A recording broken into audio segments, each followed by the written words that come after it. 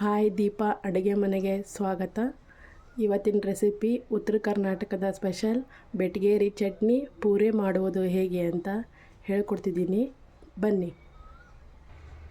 ಈಗ ಒಂದು ಬೌಲ್ ತೆಗೆದುಕೊಂಡು ಇದಕ್ಕೆ 2 ಬೌಲ್ನಷ್ಟು ಮೈದಾ ಹಿಟ್ಟನ್ನು ಹಾಕಿ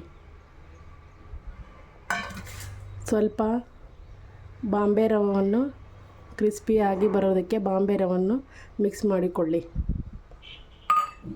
ನಂತರ ಇದಕ್ಕೆ ಸ್ವಲ್ಪ ಕಾದ ಎಣ್ಣೆಯನ್ನು ಹಾಕಿಕೊಳ್ಳಿ.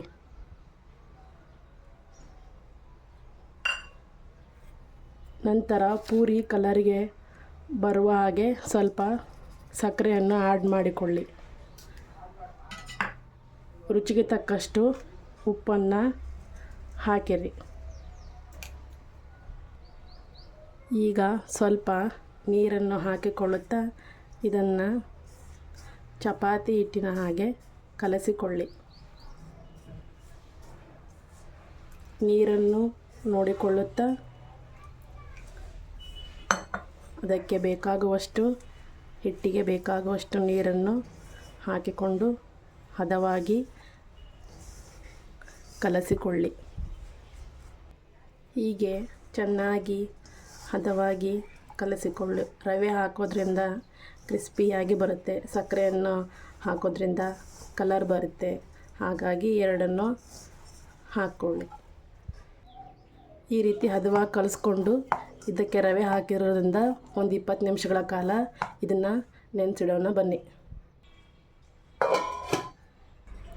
ಪೂರಿಗೆ ಕಲಸಿಟ್ಟಿರುವಂಥ ಹಿಟ್ಟು ನೆನೆಯಲು ಸ್ವಲ್ಪ ಟೈಮ್ ಬೇಕು. ಹಾಗಾಗಿ ಈಗ ಅಲ್ಲಿವರೆಗೂ ನಾವು ಬೆಟಗೇರಿ ಚಟ್ನಿ ಮಾಡ್ಕೊಳ್ಳೋಣ. ಬನ್ನಿ. ಇದಕ್ಕೆ ಬೇಕಾಗುವ ಸಾಮಗ್ರಿಗಳು: ಸಾಸಿವೆ, ಜೀರಿಗೆ, ಮೊಸರು, ಸ್ವಲ್ಪ ಸಕ್ಕರೆ, ಅರಿಶಿಣ ಪುಡಿ, ಆಯಿಲ್, ಪುಟಾಣಿ ಹಿಟ್ಟು, ಹಾಗೆ ಸ್ವಲ್ಪ ರುಚಿಗೆ ತಕ್ಕಷ್ಟು ಉಪ್ಪು, ಸಣ್ಣದಾಗಿ ಕಟ್ ಮಾಡಿಕೊಂಡ ಈರುಳ್ಳಿ, ಕೊತ್ತಂಬರಿ, ಕರಿಬೇವು, ಹಾಗೆ ಹಸಿಮೆಣಸಿನಕಾಯಿ. ಇವಾಗ ಪ್ಯಾನ್ ಇಟ್ಟು ಗ್ಯಾಸನ್ನು ಆನ್ ಮಾಡ್ಕೊಳ್ಳಿ. ಈಗ ಪ್ಯಾನ್ ಕಾದ ನಂತರ ಸ್ವಲ್ಪ ಆಯಿಲನ್ನು ಹಾಕಿಕೊಳ್ಳಿ. ಎಣ್ಣೆ ಕಾದ ನಂತರ ಸಾಸಿವೆ, ಜೀರಿಗೆ, ಹಸಿಮೆಣಸಿನಕಾಯಿ, ಸ್ವಲ್ಪ ಕರಿಬೇವು, ನಂತರ ಈರುಳ್ಳಿಯನ್ನು ಹಾಕಿಕೊಳ್ಳಿ.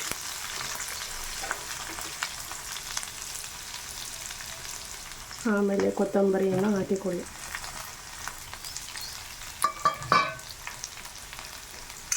ಈಗ ಕೈ ಆಡಿಸುತ್ತಾ ಸ್ವಲ್ಪ ಬೆಂದ ನಂತರ ರುಚಿಗೆ ತಕ್ಕಷ್ಟು ಉಪ್ಪನ್ನು ಹಾಕಿಕೊಳ್ಳಿ.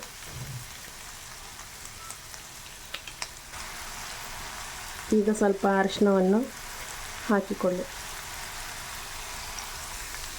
ಎಲ್ಲ ಮಿಕ್ಸ್ ಆಗುವ ಹಾಗೆ ಬಾಡಿಸಿಕೊಳ್ಳಿ. ಈಗ ಸ್ವಲ್ಪ ಸಕ್ಕರೆಯನ್ನು ಹಾಕಿರಿ. ಈರುಳ್ಳಿ ಬೇಯುವವರೆಗೂ ಚೆನ್ನಾಗಿ ಬಾಡಿಸಿರಿ.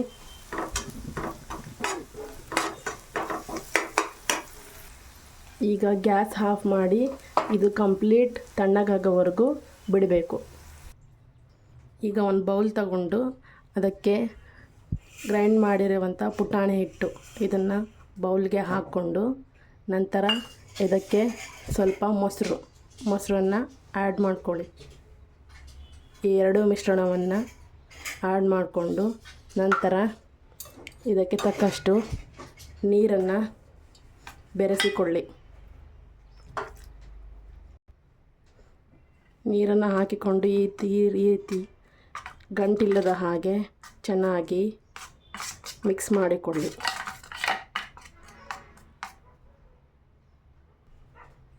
ಈ ರೀತಿ ಮಿಕ್ಸ್ ಮಾಡಿಕೊಂಡು ನಂತರ ಆರಲು ಬಿಟ್ಟಂತಹ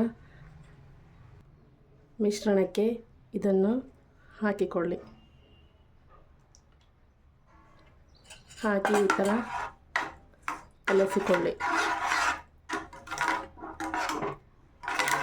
ಈಗ ಬೆಟಗೇರಿ ಚಟ್ನಿ ಉತ್ತರ ಕರ್ನಾಟಕದ ಸ್ಪೆಷಲ್ ಬೆಟಗೇರಿ ಚಟ್ನಿ ರೆಡಿ.